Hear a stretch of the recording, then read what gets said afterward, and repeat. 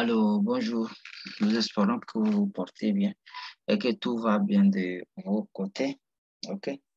Précédemment, on était en train de parler de comment pouvoir exécuter le modèle Probit, le modèle Logit, ainsi de suite.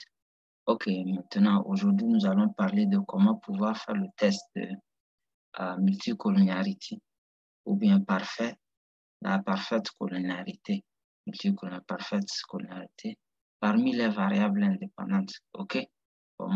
Qu'est-ce que c'est que la parfaite collinéarité? La parfaite collinéarité voudrait juste dire qu'il y a des variables qui se ressemblent, qui sont à peu près à les mêmes et qui peuvent causer problème dans l'arrivée de nos résultats. Ça peut faire que les variables ne sont pas signifiantes, ça peut causer beaucoup de problèmes, ainsi de suite. Donc, il faudra alors chercher à savoir quelles sont ces variables-là. Et si possible, s'il y a problème de multicollinéarité, nous pouvons corriger avant de continuer notre étude pour pouvoir avoir des résultats sur lesquels on peut compter.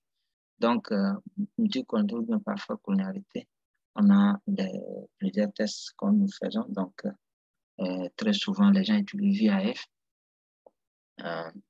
et également des Pearson Correlation Test. OK? Donc, c'est les deux tests que nous allons apprendre à faire aujourd'hui. Donc, la revue de la littérature, Pearson Correlation est beaucoup plus utilisée. Donc, on va apprendre à utiliser également VIF, également à voir comment tenir des décisions par rapport au test de cette multicollinéarité, ainsi de suite.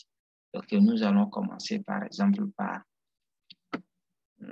exécuter le modèle. Ce sont des tests, les VIF spécialement, c'est un test post-test et post-résultat.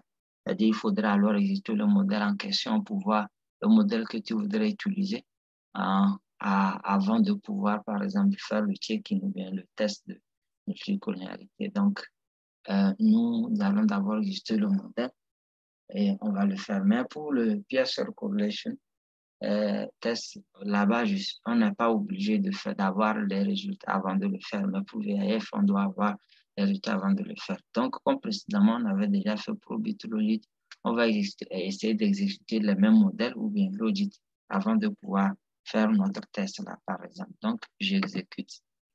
J'ai le résultat qui est arrivé. Donc, la prochaine étape, c'est de pouvoir parler de multicollinéarité test. Donc, je fais ça, test de multicollinéarité.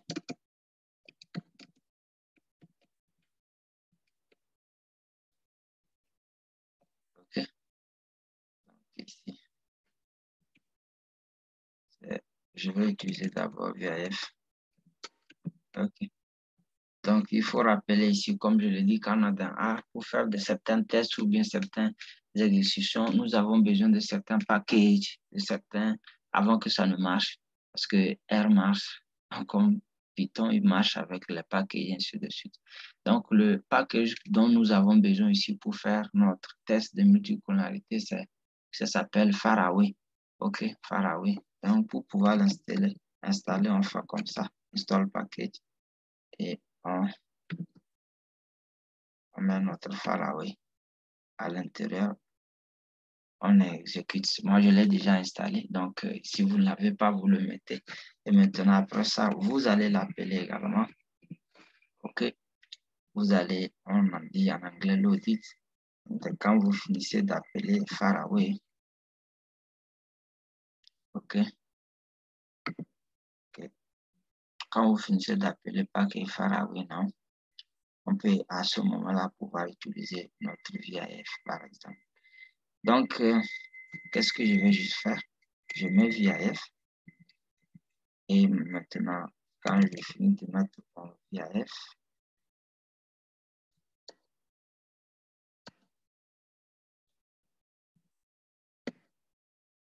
entre la parenthèse, le test que nous venons de faire ou bien le modèle que nous venons d'exécuter, je mets son nom dans le VIF. Voilà, OK, le résultat est là. Donc, le résultat, comme j'étais en train de le dire, ici, par exemple, la parfaite collinéarité ou bien multicollinéarité est cherchée parmi les variables indépendantes. ça n'est pas parmi entre les variables dépendantes et la variable dépend les variables. Non, c'est seulement parmi les variables indépendantes. Et après le test, que vous pouvez remarquer que c'est seulement les variables indépendantes qui se sont alignées. OK. Bon, tout c'est OK. La décision ici, quand on utilise VAF, quand l'élément ou bien la variable indépendante a une valeur supérieure à 10, bon, il y a suspicion de multipolarité, il y a problème. On suspecte la multipolarité avec cette variable. Et on peut réaliser ici que toutes les variables, éducation, expérience, et bon, ont des valeurs supérieures à 10. Ils ont problème de multipolarité. Au cas où on avait plus de variables indépendantes, ceux qui sont multicollinéaires ou présentent une parfaite multicollinéarité, on enlève, quand on prend par l'éducation expérience ici, on voit qu'il y a les deux peuvent apporter problème de multicollinéarité. On élimine un pour qu'il reste un. OK, c'est comme ça qu'on corrige quand il y a problème de multicollinéarité. OK. Très souvent dans les études, il y a des valeurs auxquelles on s'attend à ce qu'ils soient multicollinéaires. Par exemple, l'éducation et le training ou bien âge et expérience. Très souvent, on s'attend à ça.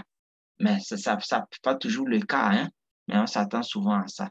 Donc, ça confirme par rapport à ce que les résultats que nous venons d'obtenir. Ils ont un problème ici de multicollinéarité, puisque leurs valeurs sont supérieures à 10. OK? Donc, c'est ça. La décision qui est faite ici, nous avons des variables qui présentent un problème de multicollinéarité. Dans notre cas ici, si nous voulons continuer avec notre étude, entre l'expérience et âge, on peut décider d'éliminer un.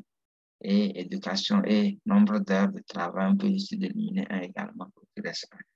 OK, merci beaucoup. On va utiliser également ici. Bon, on s'arrête là. Il y a pour reprendre dans la prochaine vidéo comment utiliser Pearson Correlation pour faire également le même test de multicollinéarité. On espère vraiment que cette vidéo va vous aider et que merci beaucoup pour votre temps. Donc, si vous n'êtes pas encore abonné, abonnez-vous à la chaîne pour pouvoir avoir les vidéos, beaucoup de vidéos et les notifications de beaucoup de vidéos. Également, si vous voulez une formation particulière, que ce soit SPSS, Data, A, bon, ou bien DIE pour, par exemple, les études d'efficience, vous voulez calculer pour une étude donnée, vraiment faire une étude d'efficience approfondie, que ce soit d'une compagnie ou quoi que ce soit, alors vous pouvez également nous contacter à notre adresse email qui s'affiche là. OK, merci beaucoup pour votre temps et on espère que cette vidéo va vous aider.